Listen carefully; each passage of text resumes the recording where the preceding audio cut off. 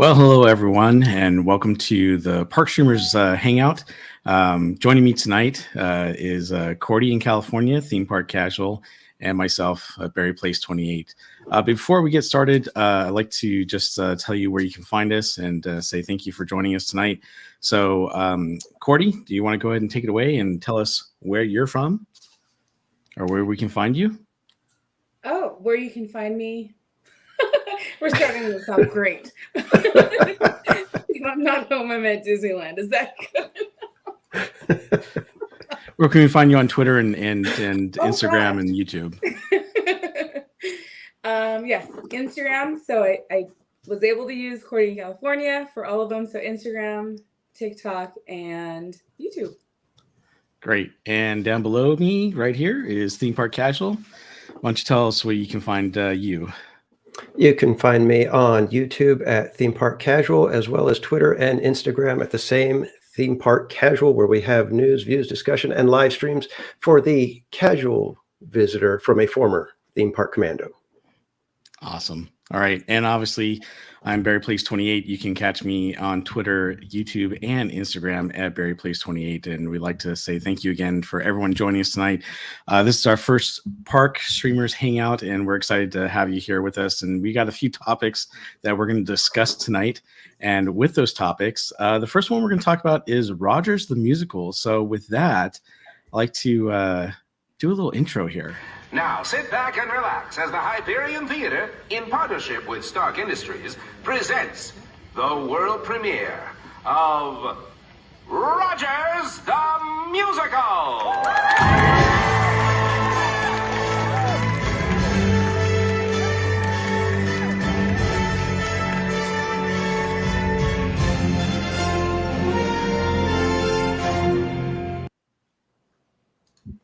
Okay, so that's a little intro. Thank you, Cordy, for providing that. And I unfortunately have not had the pleasure of actually seeing it live in person, but I have watched it on YouTube. However, Cordy and Theme Park Casual have had the pleasure of actually seeing it in person. So why don't we go ahead and take it away with you, Cordy, and tell us what you think about Rogers the Musical.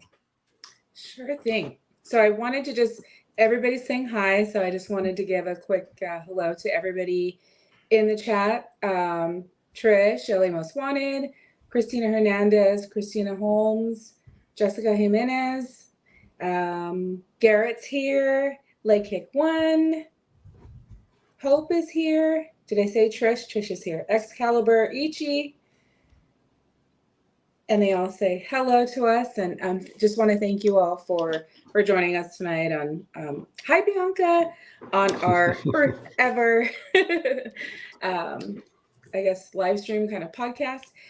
So Rogers the Musical, some of you guys have come along with Theme Park Casual and I on Friday. So we were really excited to be able to go the first day because I won't steal your thunder, but he brought up like, it's good to go the first day because they may change things, right? And you want to see kind of in its purest form.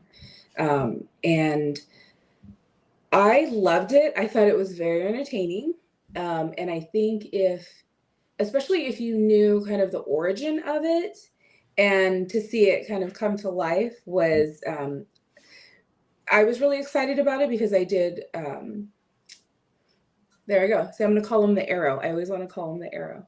But I saw it, where they were it was kind of like a joke. And then you're like, I thought it would be great if they did it. So seeing it on stage, I thought they did a great job. Turning it into even a 30-minute show was, I think it's perfect. Could it be longer? Maybe, but no, I think the 30-minute mark for a Disney audience is probably right on target. Still fireworks going on. I was going to say, we got some fireworks going on. Party started. But I don't want to take too long, but I did get to see it twice. So I saw it Friday and had kind of a unique experience because I didn't get a virtual queue. I didn't get the premiere seating. I, missed out on all of those. And Theme Park Casual had the 2:00. We were able to get in, we were given a couple of virtual queues. So we got to sit up in the mezzanine. That's where we were when we got there. But I thought it was a great view from up there as well. I didn't think it really you kind of got the whole like lay of the land and see everything on stage.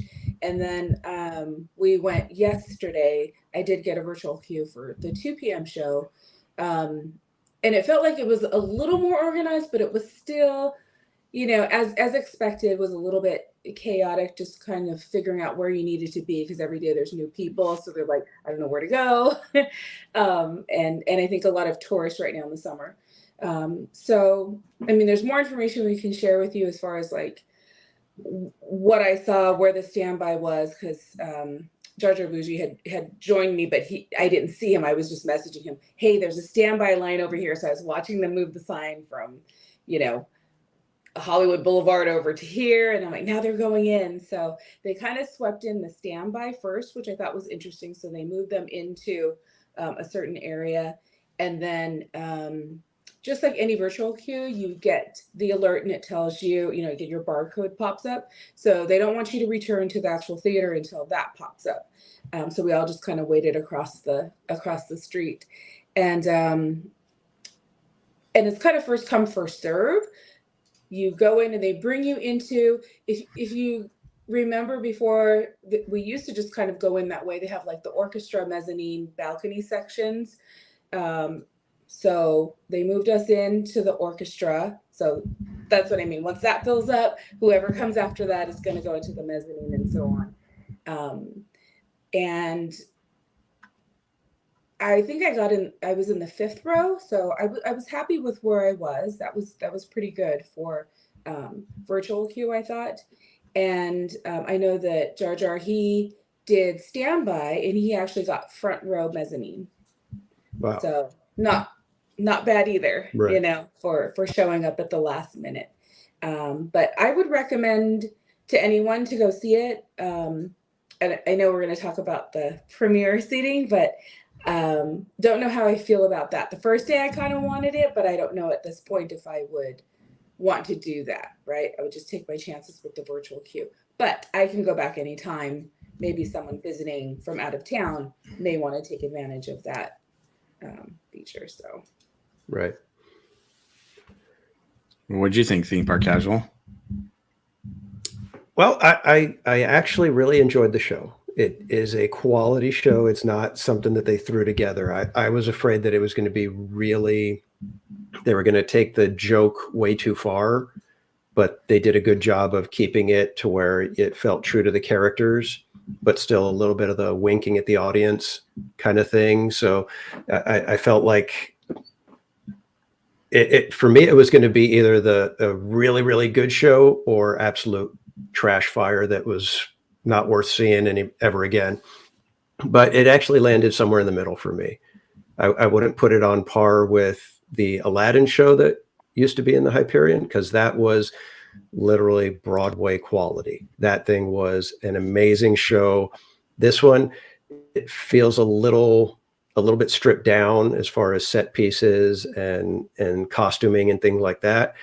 So there's that aspect that I was kind of like, well, okay, I see what they were going for, but at the same time, you feel kind of like, okay, that kind of cheapens it a little bit. So as far as comparing it to the previous shows, it doesn't quite measure up, but it is a fun show. I would say if you're at all an Avengers fan or a Captain America fan, you definitely got to go see it. And I think I rated it at a 6 out of 10. But if you're an Avengers fan or a Cap fan, you're probably going to put it like at an 8.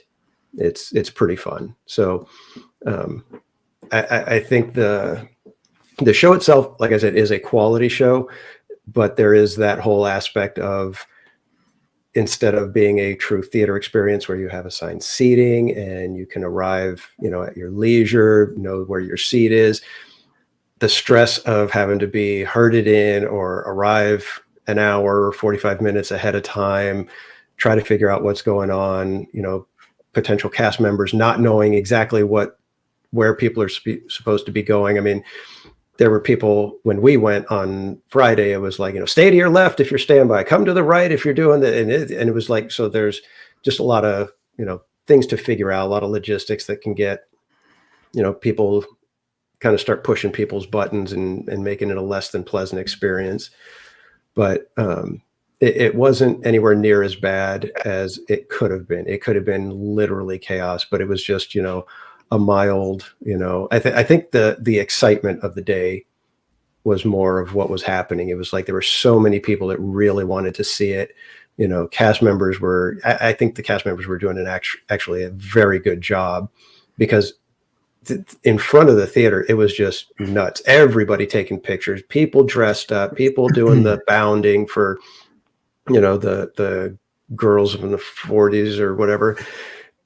Guys, tons of guys in the Captain America shirts. And then they were already selling the Rogers the Musical t-shirts.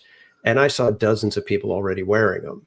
So they've really done a good job with the hype around this show, which is amazing, because the whole thing came from 45 seconds in the Hawkeye series. And it was basically a joke in the series. And they turned it into a gigantic musical like this. They fleshed it out completely. So it's impressive. It's impressive. And I would definitely recommend seeing it at least once. They did. Before I go into my little section, I was there, on Friday to see the crowds. I didn't get a chance to go in. Cordy and Theme Park Casual actually in the building while I was on the outside. And I will tell you, it was definitely a madhouse. But like you said, Theme Park Casual, kudos to the cast members for doing such a great job, because they really did try their best to, get people where they needed to go. There were just so many people that were unsure of where to go or what to do.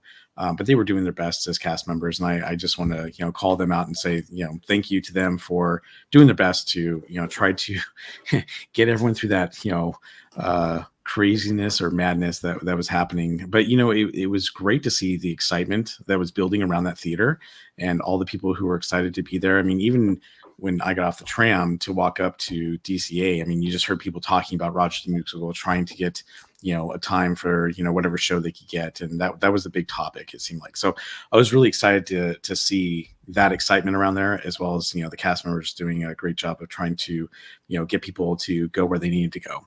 Obviously it was worse once people came out of the theater, because it was really, really crazy and busy and packed, but they were doing a great job. Before I talk a little bit, Hope had asked if I could read from the Disneyland website, what Rogers the Musical is all about. So I'm not going to read the whole entire thing, but it says, a timeless story of a timeless hero. I don't like bullies, and I don't care where they came, where they're from. That's Captain America's saying. But in theatrical splendor, we live the life of Steve Rogers, aka Captain America. The musical retelling takes you from Steve's humble beginnings during World War II to becoming Captain America and leading the Avengers. Be on the lookout for appearances by Peggy Carter and Nick Fury, and watch for some of your favorite Avengers assemble an epic show tune style.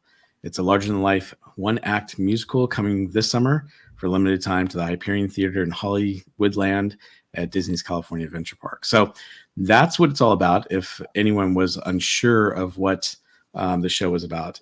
So unfortunately, I didn't have the pleasure of actually seeing the show in person like both of you, but I did have the opportunity to watch it a couple times on YouTube, from a couple of different channels. And I agree with you. I really liked the aspect of the show. Captain Rogers was great. The person or the actor who was portraying him did a great job. There were some really good actors in the film, really funny moments. But there were a couple things where I was like, what is going on here? For example, we have some people in costume and some people not so much in costume. So you got Thor, who's fully in costume, but the guy playing Hulk is wearing a green sweatshirt. So things like that kind of took me out of that aspect. But at the same time, they were taking you through the story of Captain America, and I really liked it, especially how it kind of ends, which obviously I'm not going to, talk about that or give that away, but I thought that the way they did it was really well. The music was really good. It wasn't anything too catchy where I was humming or singing anything after, watching it. So I was a little disappointed in that aspect, but I will say, when you compare it to some of the other things that have been there before, like Aladdin, Frozen, and now Rogers the Musical, I think that it doesn't quite compare to Aladdin. Aladdin was, the kind of the highlight of that Hyperion Theater when it opened up, and I think it always will be. But it was a good show. Now, the other thing to talk about, though, is the money that they're charging for the premium seats, right? Because obviously that is something they've never done before. They didn't do it for Aladdin. They didn't do it for Frozen. And all of a sudden now they're charging $30 for a premium seat with a bucket of popcorn. So Cordy, I think you have some information about this, and actually you were sharing with us before the stream started. Why don't you take us through where the seating is at and what's it like? And then also tell us about what you heard happened for shows that were canceled. Yeah, so from what I could gather, so I didn't get to do the premiere seating. So, but I know what you get with it is, I think it's 45 minutes if I'm not mistaken. You get time in a lounge versus waiting out in heat or the elements, whatever they are, right? So that's kind of nice. You're like, okay, you get to sit somewhere, and you get your popcorn bucket, and then you also get that kettle corn, right? So there's what you're getting in your lanyard for the $29. And what the verbiage says, you get first choice of seating. So it wasn't necessarily that there were sections that were just dedicated to those premier seating customers. It was, if you got there early and you went to the lounge, and so you still kind of were playing the waiting game. Because I was sharing with them that in my group, so at first I thought, oh my gosh, am I here with the people who paid the $29? But I think it may have been those that didn't go to the lounge, because there were people around me that had the buckets and the popcorn, but they were with me, so they were getting the same chance at finding seats just like I was. And if you knew where you wanted to go, you could get whatever seat you wanted, basically, because there were still some up front. There was ample seating, so I think that was fine. And I got like the fifth row because I wanted an end seat, so that was the reason, right? I probably could have found maybe a little bit of a better view, but I wouldn't have been where I wanted to be personally. So there was something happened during the last show yesterday. So is it 5:30? I think 5:30 show. Mm-hmm. The show had started and then it just like shut down. So I haven't been able to read anything about like, was it a power outage or what happened? But the show ended abruptly and everybody was, escorted out. So the show ended. They didn't put on another show.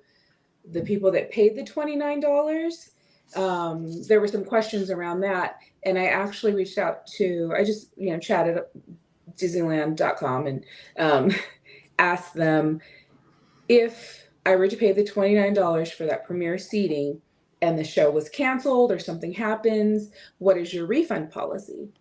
And I was told that there is no refund for that. So that's it.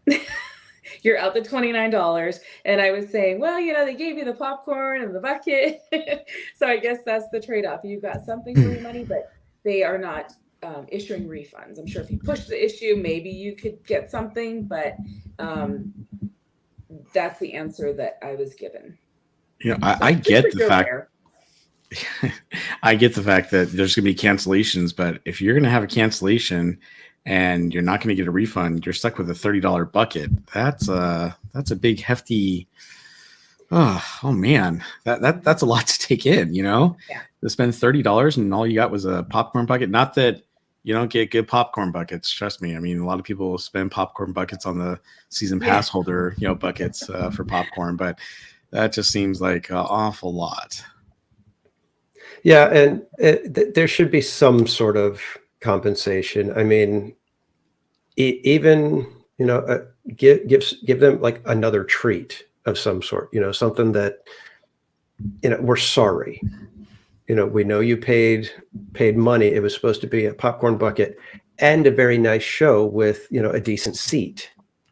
But I mean, and here's the thing. I can't believe that they don't have a section for the people that paid.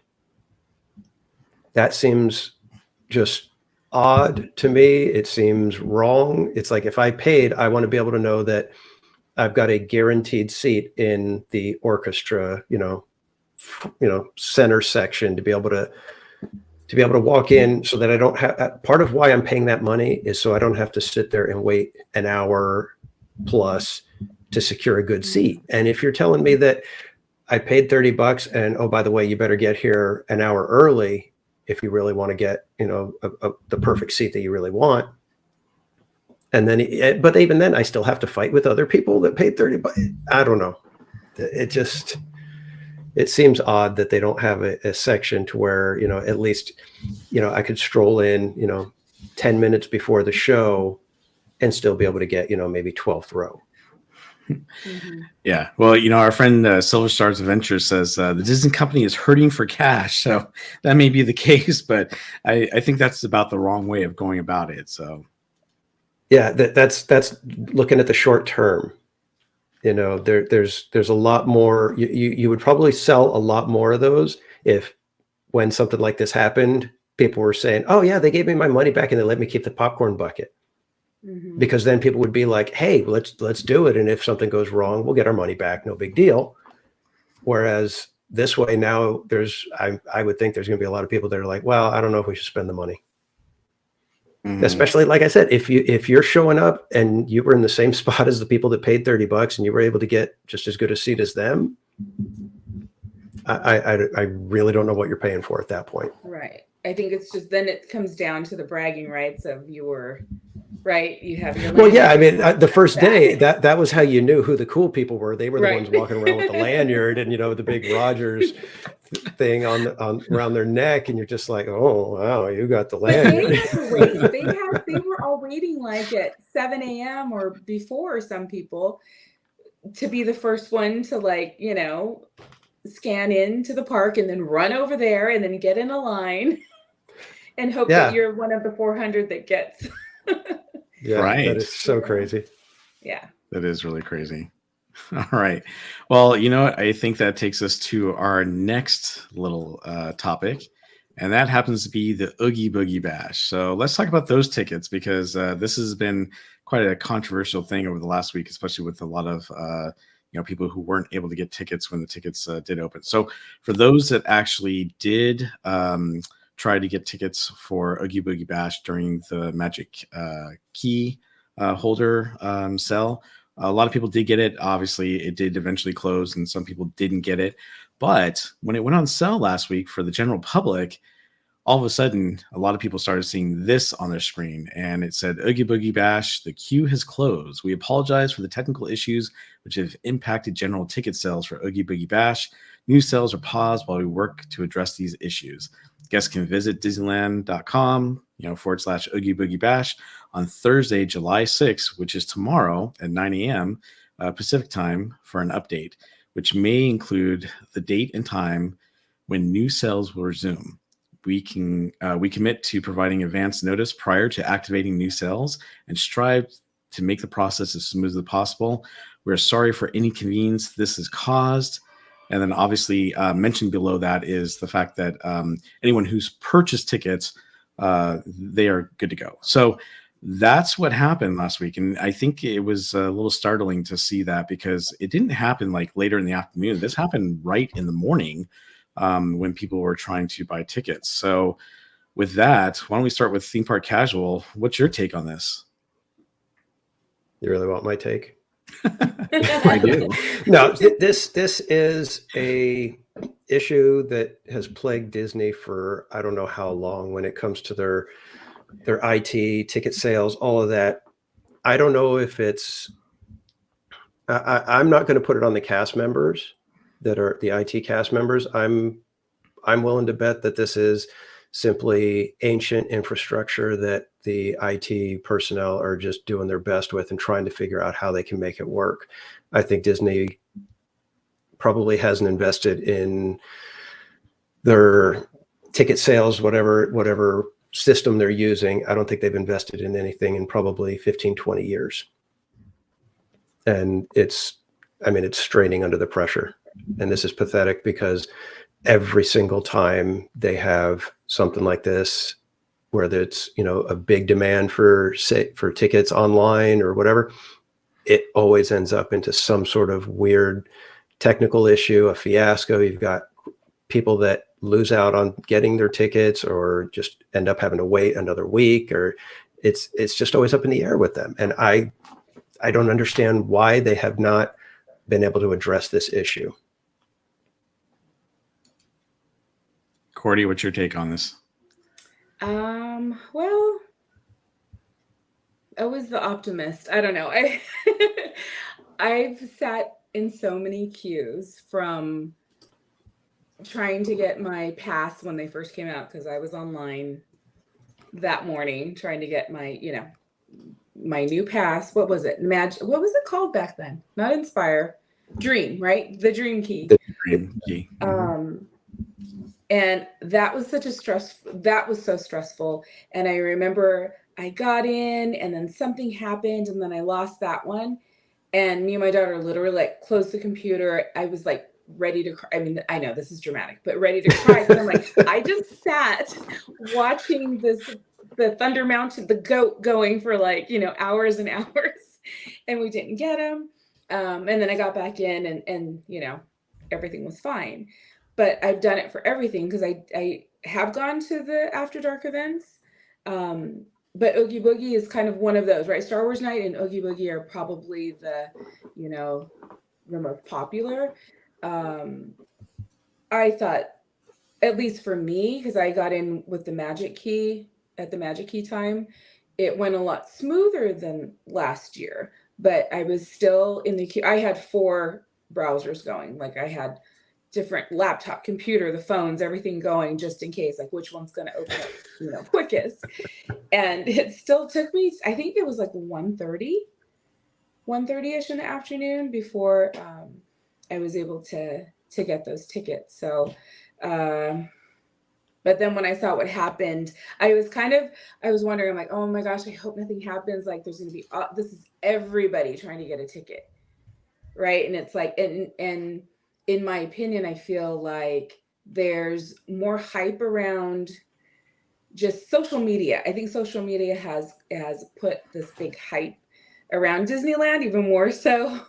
So everybody wants to get in. No one wants to be left out, and they want to be able to say they went to this or they did this.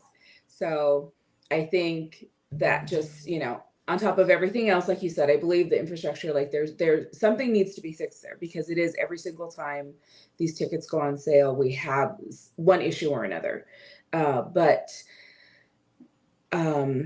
Yeah, I think it just couldn't handle it. It just couldn't handle how many people wanted to get in there, and that were waiting, sitting in there until it opened, before it even said you could, go into the queue. So, I think it's really sad, because I know that people mentioned, there were people who took off work so that they could be in this queue. They might not have the luxury of, having a job where they can like, oh, let me just have this up while I'm doing this over here. Right. So, right.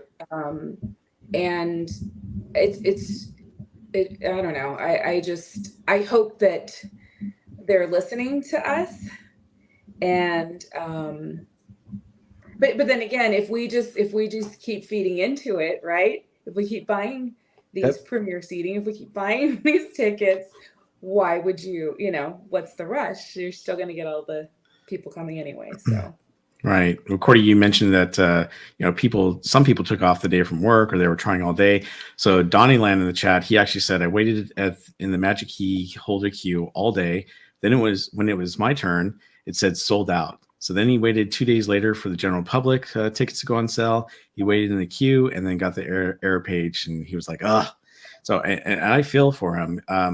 I didn't take advantage when I tried to get the tickets. I actually, I waited a little bit in the morning before I actually tried to do it. So I clicked on my computer, but then I totally forgot I was doing a live stream that night. So then I did it on my phone. By the time I got to the park, I was very close to getting to the end of the queue. And then, of course, during my live stream, I noticed that it was sold out and there were no more tickets. So, and then Rogue Attraction, he says Disney did what they wanted too well. They have been wanting less people, paying more in the park, and that I can see that too. I mean, one of the things that was a big topic for me, especially when I was thinking about buying these tickets, was the fact that the price point. They were starting at $134 and going up to $189 per night. And that $134, that was only for 2 nights. That was like, I think 2 Tuesdays, the first 2 Tuesdays of the Oogie Boogie Bash. And then after that, they were actually just shooting all the way up to 189 by the end of the Oogie Boogie Bash, and that's understandable. I mean, when I first went to this event many years ago, it was $77 per person. I thought it was a lot then, and now they're asking for up to $189 per person, which seems to be, I don't know, enormously high for this type of event. Now, granted, you get 6 hours for the event, and you can get in the park early, a few hours. But to me, that's one of the issues I have with these after-hour events. Like I love Star Wars. Star Wars is one of my favorite things, and I would have loved to have gone to the after dark event, but I didn't get tickets to that. And obviously there's some other nights that were really cool, like the Throwback Night and the Sweethearts Night, etc. But I have a hard time justifying spending that money to go to these after-hour events. When sometimes it doesn't feel like you're getting a big bang for your buck, right? I'm not saying it's not a good event. I'm not saying it's not a good event to go to. I'm just saying that when I price it out and see how much I have to pay and go, it makes me question whether or not it's really worth it to go. But by the way, it's not just buying a ticket for myself, but if I want to take my daughter, well, it's not $189. Now I'm spending twice as much, right? Mm-hmm. So you have to take that in consideration, especially if you're taking a family. And some of these families, they have families of 4 or 5. So I can imagine how expensive it gets for them as well. And then when you already have an annual pass, it's also hard to justify that sometimes.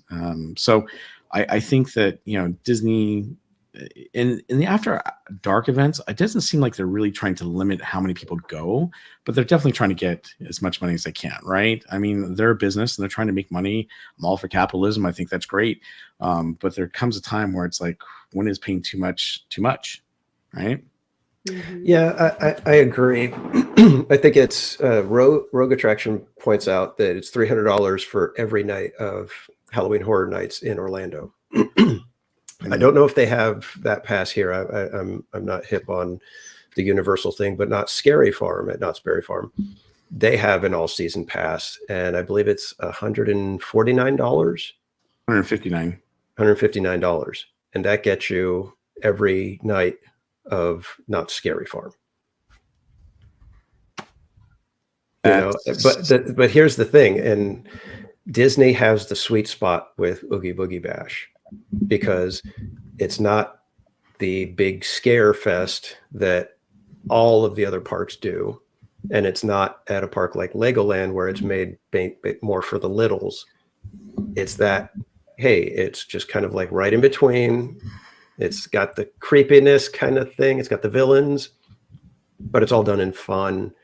So as much as it's not my cup of tea, it's the perfect event. So I looked it up right now, and it says the Halloween Horror Nights tickets in Hollywood. The frequent Fear Pass is for up to 30 days of the event. Starts at $209. But if you want the Ultimate Fear Pass, which is every single night that they're doing the Halloween Horror Nights, it starts at $329. So it's definitely a little bit more than Knott's Berry Farm at $159. But if you think about it, that's still cheaper doing those events for the Halloween Horror Nights and Knott's Scary Farm than it is for going to one of Disney's events. I mean, depending on if you have a family of 3 or 4 or more, you're definitely spending that kind of money, or if not more, and it's only for one night. So it does make it hard to justify doing this when you can get such a better deal at these other locations. Or other theme parks, I should say. But if you're a scaredy cat like me, it is family friendly. It is, and that's a great thing about Disney, right? And they do have. Don't get me wrong. I mean, listen, when we went, I think we walked away with like 3 pounds of candy and right. Fruit for my daughter when we went, and it was a lot of fun. And they do have usually a night fireworks spectacular that's a special for that event, and usually they have a special parade or characters and things like that. So they have some really cool things. But when you think about the entertainment value you're getting from these other parks where they have 10 to 13 mazes, or sometimes less, but these are mazes that you can go through and you can experience multiple times. And again, it's definitely a lot scarier than Disneyland. Yeah. But the value is just not there. And I'm not saying that Oogie Boogie Bash is not a good value. I'm not saying it's not a good thing to go to. Trust me, I think it's a great event. I'm looking forward to trying to go again. And who knows, maybe I'll be able to get tickets when they go back on sale. But it's just, when you think about the money wise, it makes it hard to justify sometimes when you already have a pass or when you have a big family. And I'll say, well, I know Garrett said he's up and ready tomorrow morning to get his tickets. And Jessica Jimenez says, and I agree with this, is they should give a discount. We get pre-sale, but it's only a certain amount of tickets, right? And it's sold out. So when I went in, everything was available. But I know I heard even from Adventures in the Park that he was in the queue, and when he got in as well, it was like, nope, sorry, right? They had all been sold. But I was going to say that I know last year they did not, so there were no fireworks last year. We got the parade, and it was the same parade as, the one. Yeah, I believe they do the fireworks at Disneyland, so it's the fireworks are for everybody, for any paying guest at Disneyland. But if you're over at DCA, right, you can't see the fireworks. That's true. Yeah, because you don't want to leave. And I think it was 3:00. I think it is this time too. You can if you don't have a ticket, you don't have a reservation, 3 p.m. for this one, because it ends at 11 versus the other ones were ending at 1 a.m. Mm-hmm. So you get, 8 hours? So you get your 8 hours, but 3 of those hours are mixing. So right. you are park closes at 6, and everybody's basically filtered out by 7. So from 7 to 11, it's only the Oogie Boogie Bash ticket holders. That's where, so what I've been telling people that do not have passes, because even my oldest son, he doesn't have a pass, him and his girlfriend. But I recommend these after dark events to people who don't have a pass, because then there is value in it. So you're getting this special themed event, and you can basically walk on, you can run on every ride. There is nobody going on rides during that time. So do they have all the rides open, or is it just select rides? At DCA, I believe at DCA they did. So I went on no rides when I was there. Yeah. And I believe at DCA, yes, like when they had the events this past months over at Disneyland, Rise of the Resistance was open on Star Wars night, but not the other night. Mickey and Minnie's was open. So that's a big one, because I know that we've seen that where only these rides are open, right? So, which I don't think is fair. I think you're paying that money, everything should be open. But I do think there is probably the biggest value to people who don't have a pass and who don't go all the time. You can get a lot out of it. If you get there at 3, you've got 8 hours to, enjoy the festivities and get on all the rides. Yeah. Now I will say that Oogie Boogie has one item that I would love to go and experience. And that's the Villains Grove. I've seen video of it, and I really wish Disney would lean into that and actually do like 2 or 3 more of those types of sections. I mean, could you imagine one of those completely themed to Maleficent? And just the way they did the mood, and the people were coming out of it. The one streamer I was watching, she was like, you almost felt like crying because of how emotional it was walking through it. Everything, it was so moody. And then you get to the forest, and with the raindrops and the light and everything, it just was such a amazing experience. And I was just like, even on video, it was impressive. So I can't even imagine what it's like to be there going through it. Yeah. But other than that, for me, Oogie Boogie just does not feel like it's anything for me. It's like, I don't want the candy. I'm not a big candy person. I like my treats. I like my ice cream. I like my churros. But candy, it's like I could pass by that for the most part. And then meeting the villains. I mean, you guys have seen me on my live streams. I don't interact with the characters very well. I'm very awkward when it comes to that. So that would just be painful for me. And, other than that, then it's the parade. Yeah. What Yeah. else, what else is Oogie Boogie other than paying for more of the food items and things Well, like the that? Sanderson sisters were, I saw them from afar. Like I just kind of snapped pictures when they came out. You know, they would come out every so often, but that was the big draw and people waited. That one's tough for me when people have to wait 2.5 hours to Yeah. take a picture with the characters. That one didn't really sit well. Did you with get to people. interact with them and like get a real proper Oh meet no, and I was greet, just trying or to still take just a pictures pass of the by, people. right? Mhm. Oh, okay. But they were hidden. They were still back there, so you almost had to get in trouble because you had to go in where you knew a cast member was going to tell you to keep moving and you can't stand here. So everybody was doing it like, oh, sorry, and then they'd leave. Then the next person would get in that spot. Oh, sorry. Yes, exactly. Next person. Exactly. Sorry. So The one I did like though Well- was Ernesto. That one looked really good. That was Yeah, a very that- well done character. That was and that was a walkthrough, and same thing. They kept telling us to move along, but you know, there we were trying to just shuffle along and go as slow as we could. And Judy's Obsessed with Disney had a quick question about if you're an Oogie Boogie pass holder, re-entry after park close isn't an option. So you can hop over. I'm trying to remember if Disneyland was open because it depends what day you go because the hours start shortening. So Right. Right. Oogie Boogie ends at 11 and Disneyland closes at 11. You're not park hopping. So that's where it's, you know. And if I recall, you and I, Cordy, were looking at those times, and it seemed like Disneyland was going to be closing at 11 for a lot of those dates. And that's the case, then it's kind of a bummer because you're not able to park hop and go back over. Yeah. Back to Theme Park Casual's point about, well, there's really nothing for me here at Oogie Boogie, so it really doesn't do anything for me. I don't need to go have the food, all that stuff.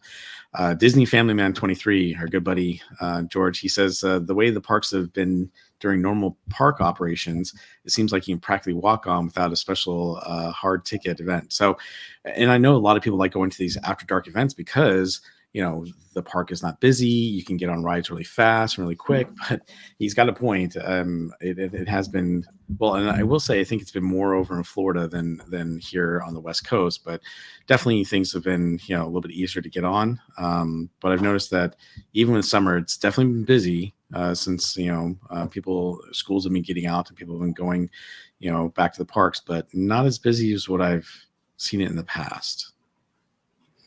And the Villains Grove, just real quick, Jetta Jade had asked what that area is the rest of the year.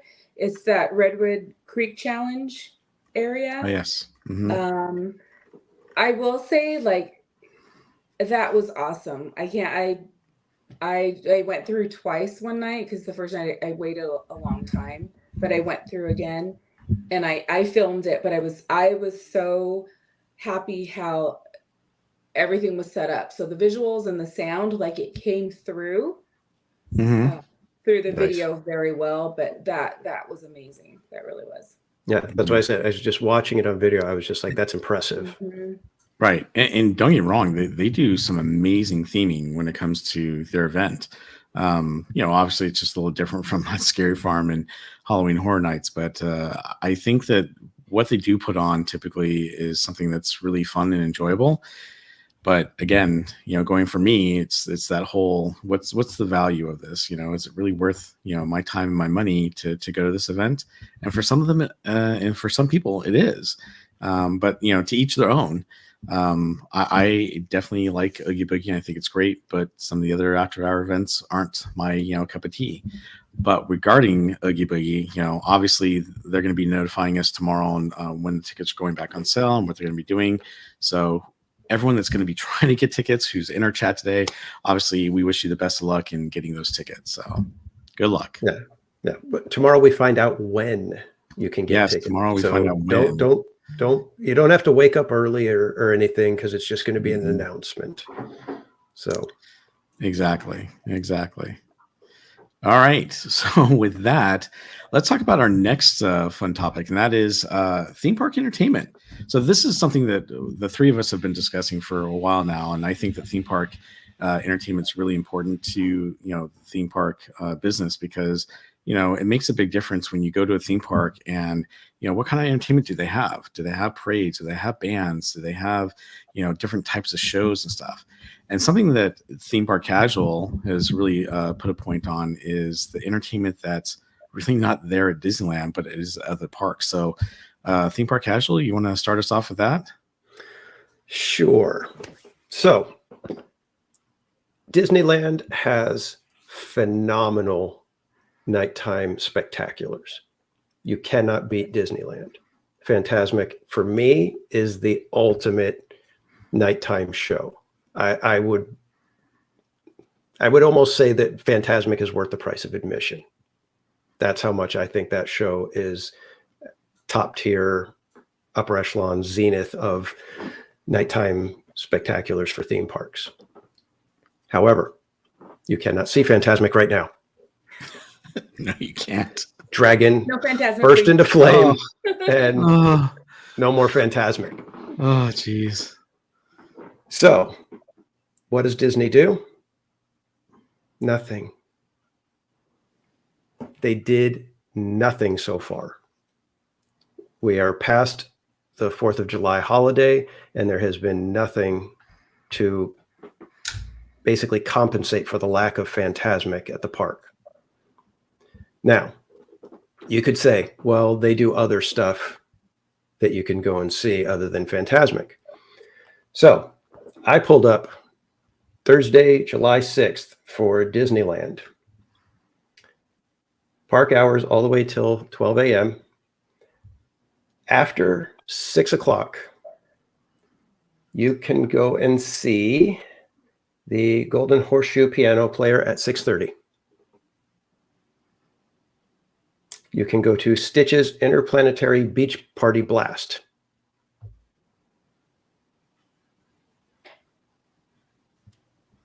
And you can see the Encanto projections on It's a Small World every half hour starting at 9 o'clock.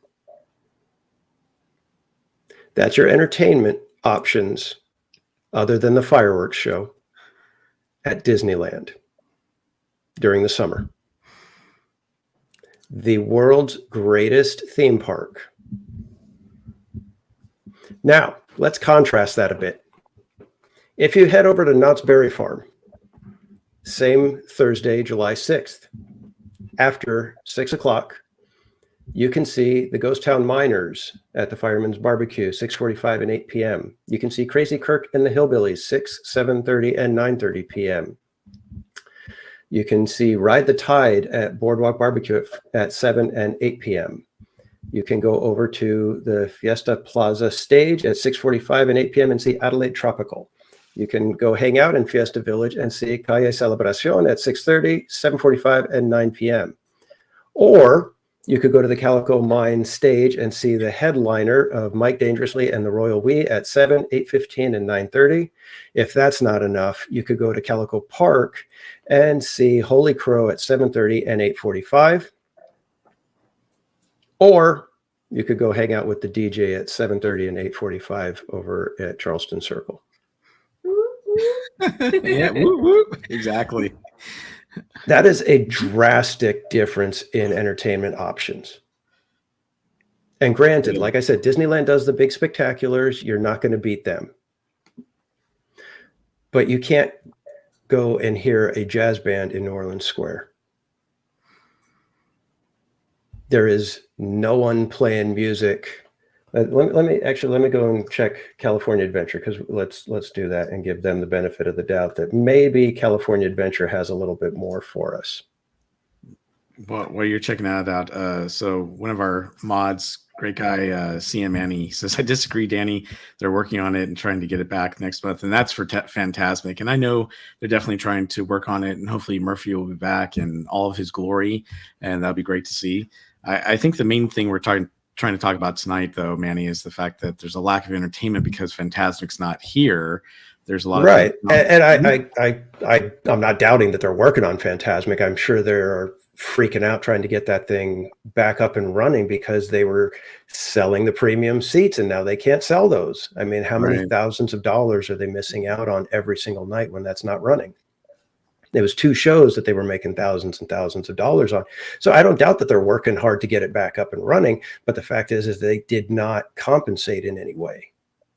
Not even getting, like I said, not even just a few small acts. I mean, they could put a jazz band on the end of the island or on a raft floating by like they used to. They could put Tiana and a jazz band on the Mark Twain while it's running at night. And how cool would that be? But they're not doing anything like that. And they still charge like as if they're putting on a Fantasmic. Sorry, I commend them for trying to get it up and running. And I know it was a complete, freak accident. You're charging top prices to get in, and it's not, to me, if you go back to the days, I mean, there used to be jazz bands playing in French Market every night. Before Fantasmic, you'd have the jazz band coming out on the raft. There was music in Tomorrowland.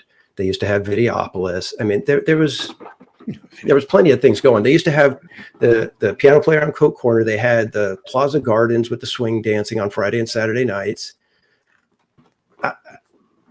I'm sorry, I get it. I'm not trying to just sit here and bash Disneyland, but when you've got Knott's doing that kind of entertainment and Disneyland gives you 3 options other than fireworks, there's a disconnect happening that I don't understand it. And it's the kind of thing where you look at it and you go, come on, Disneyland is supposed to be the premier entertainment company.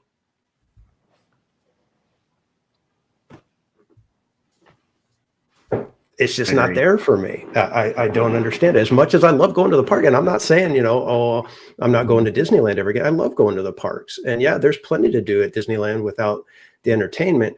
But the entertainment is that extra layer, that extra level that kicks a park up. I mean, Knott's Berry Farm, when I did my live stream over there, holy mackerel, it felt like you were at a New Year's Eve party practically, because you were going from stage to stage to stage, listening to music. And it was just like everywhere you turned, it was a party atmosphere. I don't have that same feeling at Disneyland, even though I love it and it's enjoyable. I don't feel like I'm having a party every night. And for me, Disneyland should kind of feel a little bit like that. Cordy, what's your take on it? Well, I haven't spent much time at Knott's Berry Farm, but I've watched the live streams that you guys have done. And I'm like dancing at home because I'm like, wow, look at this. I have to say that, because I have talked to them. I was like, should I get a pass? Oh my gosh, I'm missing out on summer nights. But yeah, that because I think that would go a long way. And I understand because they've got a lot of performers going throughout the day, right? During the day, they've got all of the characters, and there's performances going on. And I don't know if it is funding, right? If it's just talking about money or not enough talent to go around because they can't have them work more than so many hours, right? Or they're not able to get people in. But some of the things that we've seen at the After Dark events, I wish that we could have, like they had the mariachis, right? For, I think it was Throwback Night. And like, why don't we have that at Golden Horseshoe? Because they were up on the balcony. Why don't we have that even on the weekends or something? Just even if it was just the weekends or holiday weekends, something. But we could use some of that. It's fun going on rides, and I go see World of Color almost every time I'm there, and I do the fireworks. But it would be nice to have, like, Jetta brought up, and we all remember, like, at the Tomorrowland Terrace. Yes, they have the dance party, right, going on. And it's more for kids. It is geared more toward, kids. But I missed that too, where we had, like, the cover bands. That was fun. And everybody was just kind of, hanging out there doing that. Maybe do the dance party before it gets dark and then move on to the, for us older kids. But yeah, I think we could use some of that. And with Because you know what, also, like, as I was waiting for the fireworks to start last night, so it's 4th of July, I understand, right? Everybody's going to want to watch the fireworks for 4th of July.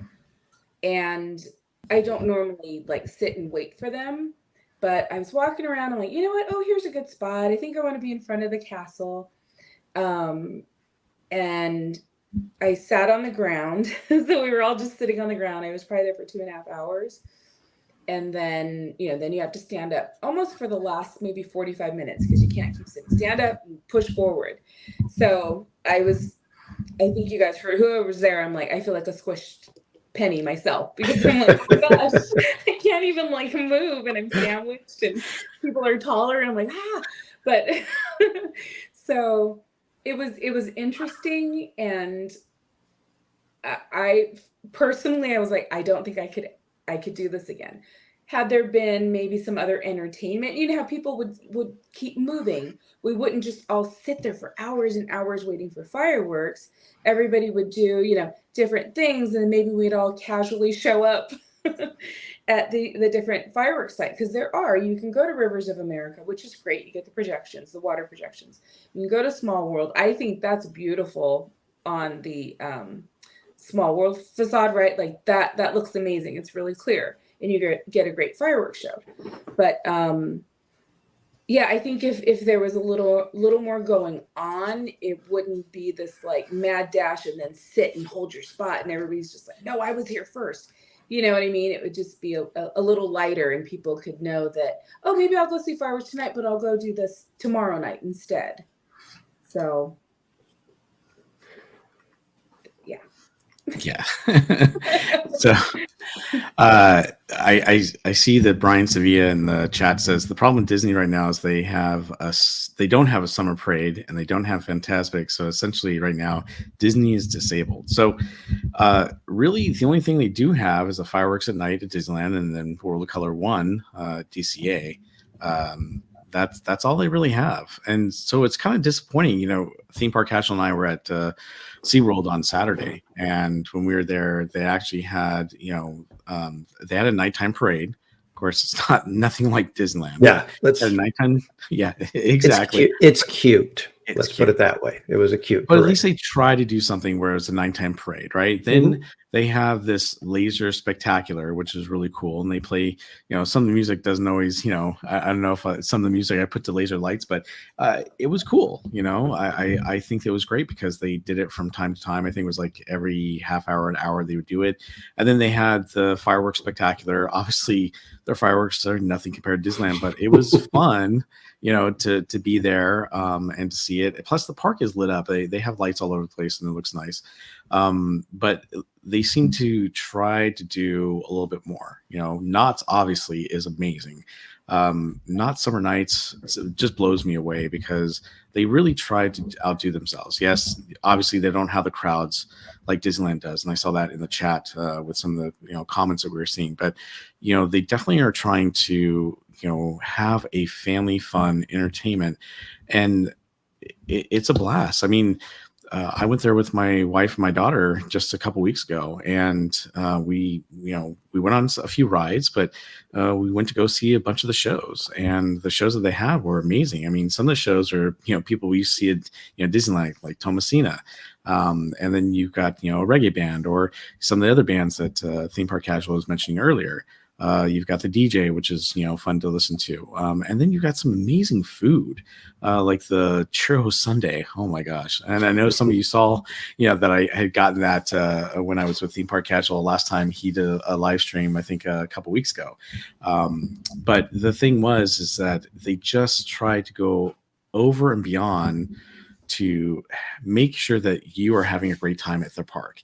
And no matter where you go, whether you're listening to Crazy Kirk and the Hillbillies, or you're listening to the country band that's playing by the Firemen's Brigade, or you're just seeing something on the main stage, or listening to DJ, there's something going on at all times to keep you busy. Once one band ends, another band starts in another location, or maybe the DJ comes on. But it just feels like there's so much more to do, and you don't feel like you necessarily want to go on all the rides at Knott's Berry Farm. And I'm not saying that's a bad thing or a good thing. It's just fun. And that's what I'm missing from Disneyland. Don't get me wrong, I love doing our live streams at Disneyland and going there, but I would like to be able to do, more shows or entertainment when I go there. Sure, sometimes, they'll have something, what is that, the Galactic, what do they call that? I forget the restaurant. They usually have, something going on. I think Stitch has been out. Oh, the Stitch show. That's what you were talking about earlier. They have that on stage, and it's cute. It's great, but other than that, nothing. They don't do. I know they only do the Lion King on certain times of the day, but they really just don't have anything at night other than the fireworks show.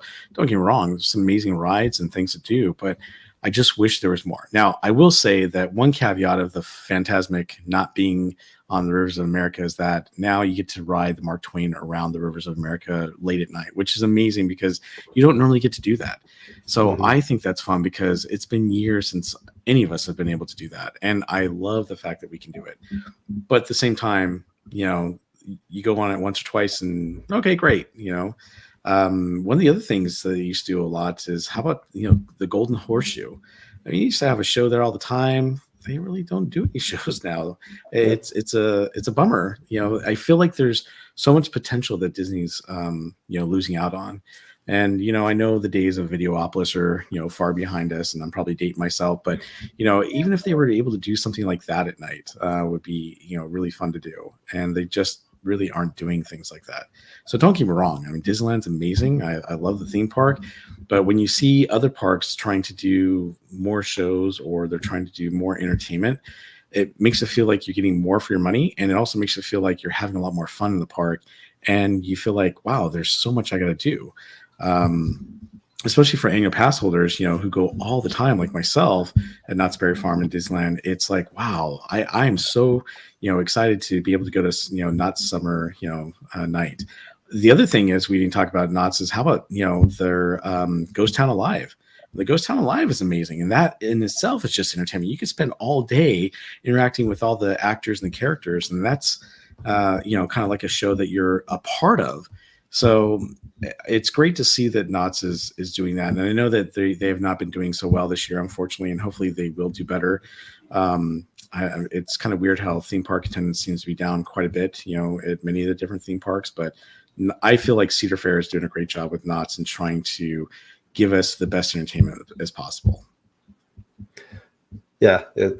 In fact, like you said, that Knott's has literally taken a feather out of Disney's cap because Thomasina, Hiatus, those were the bands that used to perform either at Tomorrowland Terrace stage, or they were, I believe Thomasina was the Mad Tea Party band.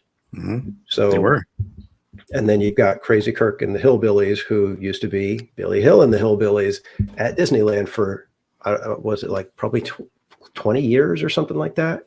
Mm-hmm. And so now they're over at Knott's. So it's not like the entertainment is downgraded at Knott's. You are literally getting Disney quality entertainment. So, and that's what Brian Cynthia brought up, that that same point, that there are Knott's, stole, but Knott's gained all of those entertainers that were at Disneyland. So, kudos to them but I also think, because Jetta brought up, as long as people keep getting passes and buying tickets to Disneyland, why would they change anything, right? And Knott's Berry Farm and Universal are still trying to get people, okay, come over here. How can we entice you to come to our parks instead? So that's a tough one, because you're like, I don't see this happening where people go, you know what? I'm tired of that stuff going on at Disneyland. They need to do more for my dollar, right? Like, as much as we might think it sometimes. Yeah. Right. It's like, it's Disneyland. There's that magic there that you can't deny. So that's the draw, and all of our core memories that people have from going there since they were little, or maybe they were big kids when they first went there, and it's like something about it just grabs hold of you. And not to say knock any of the other parks, but there's just something about Disneyland that has our hearts. That's why we're in the parks, and you guys join us in the parks. Yeah. It's like we go there, day after day. But I do wish that they would push beyond that and maybe give us something without us asking. Right. And like I said, for me, it's the fact that Phantasmic went down the way it did, and they didn't react in any way to replace it or to compensate for it. That's, I think, what's bugging me more than anything, is the fact that you've lost a massive show. One that, like I said, I feel it's worth the price of admission. I'm not knocking, that, but they didn't do anything to respond. I wish they would have just brought it back with the, like they would do sometimes. The dragon was a projection. Like, I would have been fine with that. Like, why couldn't we do that once they fix the stage, right? Right. I was going to say, we don't know everything of what was going on with it and whatnot. But yeah, I agree. It's like something. Mm-hmm. But like I said, the fact that they didn't do anything is what bugs me. If they would have put, said, you know what, we're going to get a band and we're going to put them on the end of the island. We'll let them play a couple times a night just to pull people, spread people around the park a little bit, draw a crowd into Frontierland, during the fireworks, have the band lead right into the fire, something, I would have been like, okay, I see they're trying, I would at least give them the benefit of the doubt that way, but they didn't do anything. And that's disappointing because, like I said, they should have done something. I'm not saying, quickly, pull electrical parade out of storage and put that back in, because that's, that pulls in a whole different logistics that goes on at night. And, I get that something like that can't be thrown together in just a couple of weeks, but you could get some bands, you could get some entertainment. I mean, how many times on my live stream do I say, why don't they do a dessert cruise for the fireworks on Mark Twain? You could charge $200 a person and be able to just serve some, little cheesecakes and desserts on the Mark Twain and just park it around the way and have the fireworks going off right above everybody. I would probably pay $200. That's how crazy that seems to me. But, they're not making those kind of adjustments. Yeah. Bianca in the chat said they're sitting pretty, just holding on to the fact that they're Disneyland and people will always go no matter what, which could just possibly be the case, right? But Silver Stars Adventures, he also brings up a good point that he says, what also bugs me is that the fireworks are not every night, but only some nights, and then Disneyland has no entertainment at all. And obviously there are times when they can't do fireworks, obviously if there's wind, but there's certain nights when they typically don't do them. I know it's more during the winter when they just do it like Friday, Saturday, Sundays and stuff. But yeah, it is disappointing when things like that don't happen. So you lose out on something big like the fireworks, which is their entertainment for the night, and then there's nothing else to partake. Obviously do have the projections and they'll do the projections, but not everyone likes projections either. I mean, some people love them and some people don't really care for them.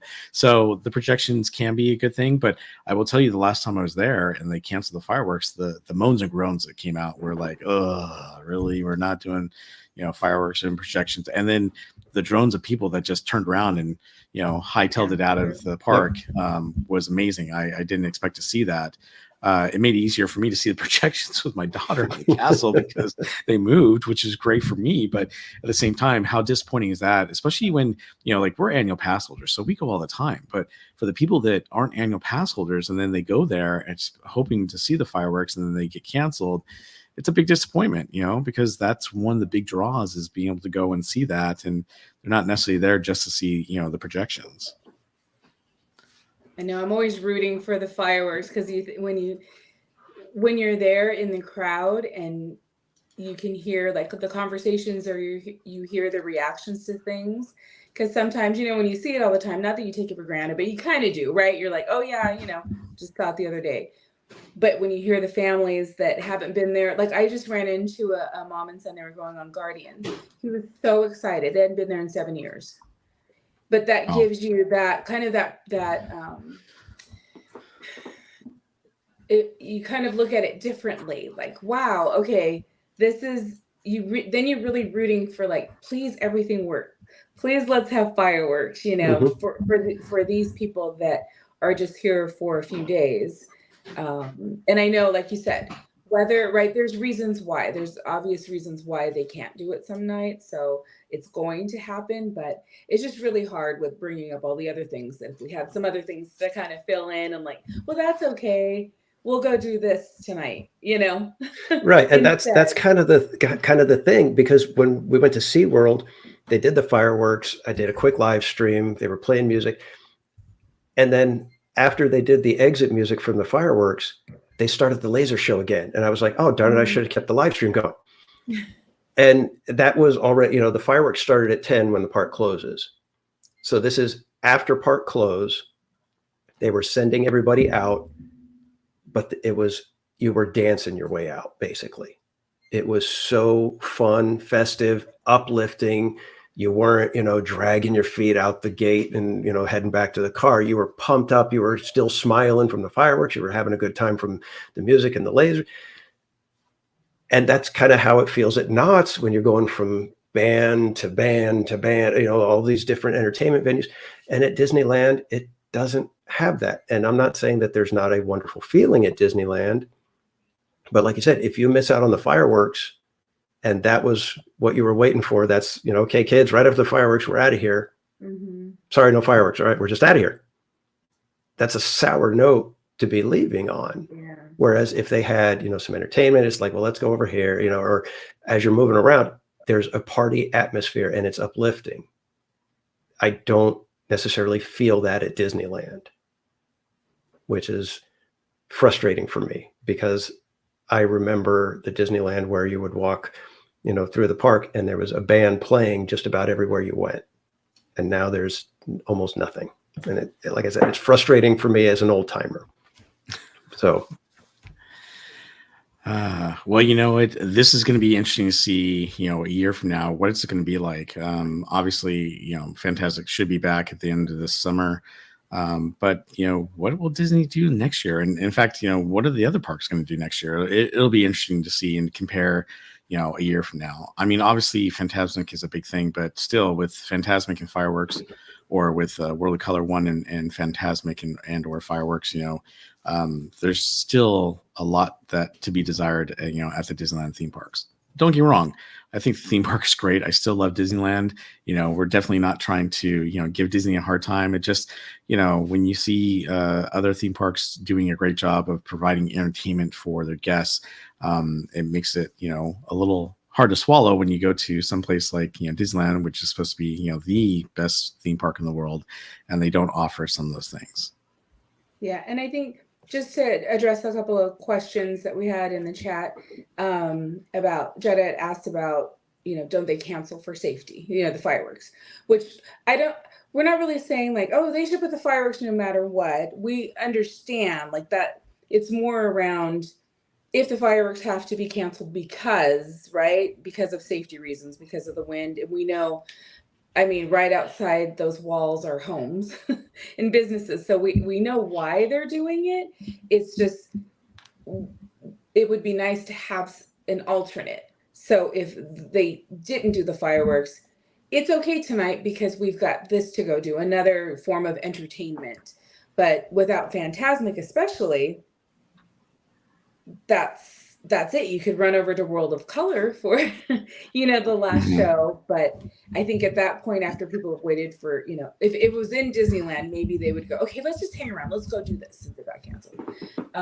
So we do understand that could happen because of safety. And then someone brought up about the drones. And I don't know for sure, but I believe it's like a zoning thing, like drones. That's why they can't do them at Disneyland. Yeah, there's some weird regulations that the way Disneyland is configured makes it difficult, I believe. I think that's why Universal gets away with it, is because of where they're positioned. They can do it for whatever reason. Or they're willing to take the chance. I don't know. Yeah, and you know, the drone shows are amazing. I mean, Universal does a great job of the drone shows. I don't know they offer a whole lot of entertainment night either, but I will say that drone show is amazing. I did recently come back from Disneyland Paris back in April, and they have 2 drone shows. They've got one over at the Walt Disney Studios with the Avengers campus. That one's amazing. Just blows me away at how they do that. And then they have another one called Disney Delight that happens right before the fireworks show at Disneyland Paris, and those are amazing. But again, those are kind of out. Disneyland Paris is kind of out in the countryside a little bit, not necessarily in Paris. So they're able to do that and get away with it. And I understand that. Same with, Universal. It would be great if we could do something like that at Disneyland or DCA, but unfortunately, it doesn't seem like that is going to happen. But who knows? Disney Maybe World. one day. What's that? I was going to say, like, Walt Disney World, same thing. They've got a huge plot of land, right? Like, there's nothing around them for miles. So it's Right. at our And their fireworks seem so much bigger than ours. I mean, those things are ginormous explosions. Yeah. Mystic was saying, Well- like, all 4 parks, the nighttime entertainment is, They're not in California. That's why. Yeah, exactly. no. Yeah. Well, I mean, Disneyland is like in the middle of a city, so Yeah. It is. It is. granted, most of these people knew they were buying a house next to Disneyland, but that's beside the Right. point. But here's my thing. I've seen Wondrous Journeys in B mode, which they don't have the large shells going off. So you just get the little firing line behind. It's a Small World firing the aerials. Why can't they do just a low level version of Wondrous Journeys? I get it. You don't have, the explosions. I'm nearly 50 years old, and I would still be okay with, some explosions going off of the castle, just the little low level stuff. I would be good with that. I can imagine that most 10 years old and under would probably be just fine with it as well. Why can't we get a C mode show? Yeah. Good question. Because Good when question. they've canceled fireworks, they still do Phantasmic fireworks. All the Mhm. pyro goes off in Phantasmic, but yet the entire show gets nixed for Wondrous Journeys. I would And think we did that lose pyro. Remember, we lost it. It's not in World of Color. It was in the Ratatouille scene. They had like pyro at the castle after the Phantasmic, unfortunately. they don't do the pyro. I thought they still do the pyro. No. They ended all like pyrotechnics. All the fire blasts? Gone. I mean, not Really? pyrotechnics. All the fire's gone. Yeah, the fire cannons. Oh, I didn't notice that. Yeah, that's kind of a bummer. I will say, if there's one thing I wish they'd bring back, and most people would probably agree with me, is the Paint the Night Parade. That would be great if they could bring that back. That would be a great nighttime entertainment spectacular to bring back. Yeah, And I wish they would have done something, but again, those kind of things are massive undertakings, and there's a ton of rehearsals and training and technicians and maintenance. So I get how something like that can't just be pulled right out of the hat. But like I said, for me, it's musicians on Mark Twain, musicians at the Royal Theater for a little while. Something there's ways to give it a party atmosphere. That's, I guess, what I'm looking for. Give me a party atmosphere. Mm-hmm.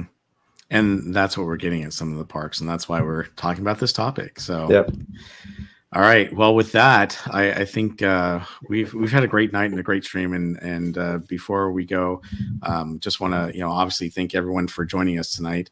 But before we do go, Theme Park Casual, do you want to tell us where we can find you again? You can find me on YouTube, Twitter, and Instagram at Theme Park Casual, where I'm doing live streams and posting all kinds of rants and raves and food pics, and you name it, I'm on it if it's got a theme park in it.